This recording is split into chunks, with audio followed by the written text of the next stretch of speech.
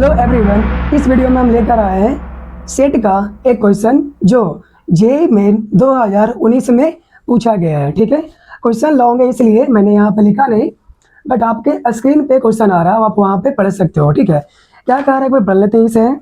Late Z be the set of integer. Z किसको denote कर रहा है? सेट ऑफ इंटीजर को। ठीक है, इफ ए के बारे में क्या कहा है?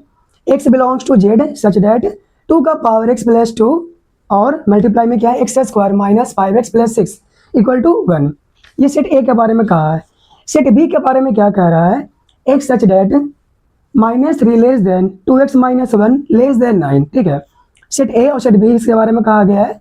अब इसने क्या कहा है? Then number of subset of the set A cross B. तो आइए काम करते हैं, पहले सेट लिखते हैं। सेट यहाँ पर क्या है? तो अगर हम बात करें किसका? सेट ए का। सेट ए में आपसे ये कह रखा है x belongs to Z such that 2 का पावर क्या है एक्स प्लस 2 और एक्स स्क्वायर माइनस 5x और प्लस में 6 और बराबर में क्या है तो 1 है। ठीक है, ये सेट ए है, बट यहाँ पर है क्या? ये है लिखा हुआ सेट बिल्डर फॉर्म में। सेट बिल्डर फॉर्म में लिखा हुआ है, तो हमको तो पता नहीं कि इसमें एलिमेंट कौन कौन है, इस सेट में कौन कौन से एलिमेंट है ना, हमको नहीं पता। इसके लिए क्या करना पड़ेगा आपको?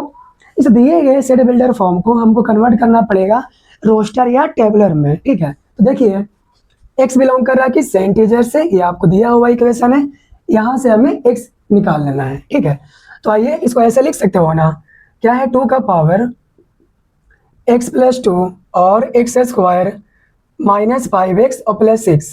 ये यहाँ पर 1 जो लिखा है, अब इसे 1 नहीं लिखेंगे, 2 का पावर 0 लिखेंगे। क्यों? आते हैं, देखो यहाँ पे 2 का पावर 0 लेने से यहाँ पर बेनिफिट क्या हुआ?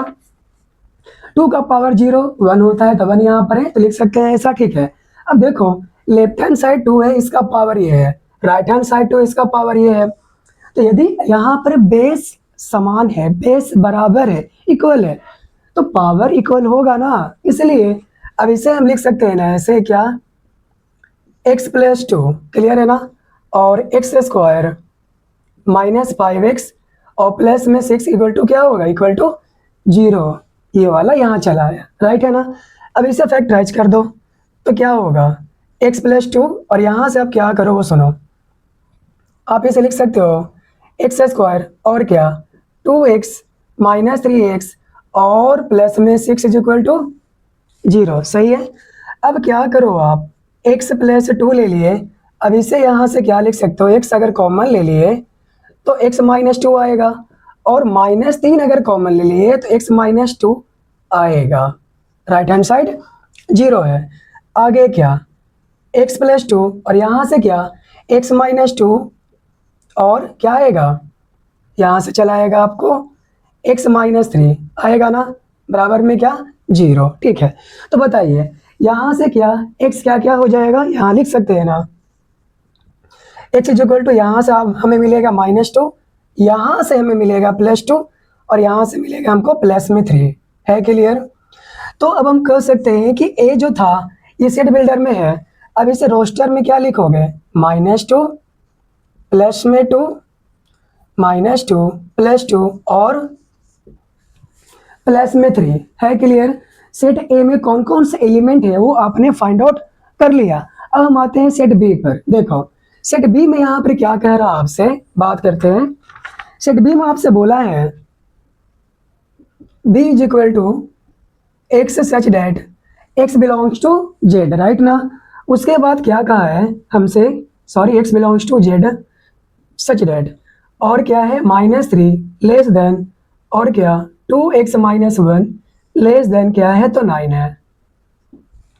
है करेक्ट। अब देखिए यहाँ पर क्या x बिलोंग कर रहा है जेड से, मतलब x इंटीजर होना चाहिए। इससे नीचे उतारो, यानी -3 लेस देन 2x माइनस 1 और लेस देन क्या तो 1 है ना, करेक्ट। अब आप करो क्या, सभी जगह +1 कर दो, तो ये क्या हो जाएगा -3 प्लस 1 और यहाँ से 2x माइनस 1 प्लस 1 और यहाँ क्या 9 प्लस 1। आपको पता है कि मैं क्यों कर रहा हूँ ना, क्योंकि मुझे x चाहिए, तो ये से कैंसिल आउट हो जाएगा। यहाँ से क्या -2, करेक्ट है ना। ये क्या 2x, और यहाँ से क्या मिलेगा आपको 10, ठीक है। अब सभी में 2 से आप डिवाइड कर दो, तो जैसे ही 2 से डिवाइड करोगे तो -1, यहाँ क्या x, और यहाँ क्या तो 5, ठीक है। अब आप ही बता दो यहाँ से क्या है, x क्या है, -1 से बड़ा है और 5 से छोटा है, तो -1 से +1 के बीच कौन कौन से इंटीजर होगा, समझे।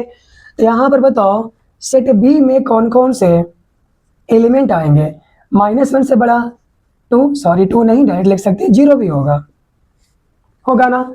उसके बाद 1 होगा, 2 होगा, 3 होगा, 4 होगा, 5 होगा क्या, 5 नहीं होगा, क्योंकि इसने कहा 5 से छोटा होना चाहिए, -1 से बड़ा होना चाहिए, तो ना -1 होगा ना ही 5 होगा, उसके बीच वाला होगा, यानी कि ये इतना ही रहेगा, 0, 1, 2, 3 एंड 4 लास्ट, ठीक है। तो ध्यान दीजिए, अब ए में कितने एलिमेंट आए, 3 एलिमेंट आए, बी में कितने एलिमेंट आए, तो 5 एलिमेंट आए ना। तो बताइए अब यहाँ से क्या, आपको क्या बोला, आपसे ये कहा है number of subset of the set A cross B, ठीक है।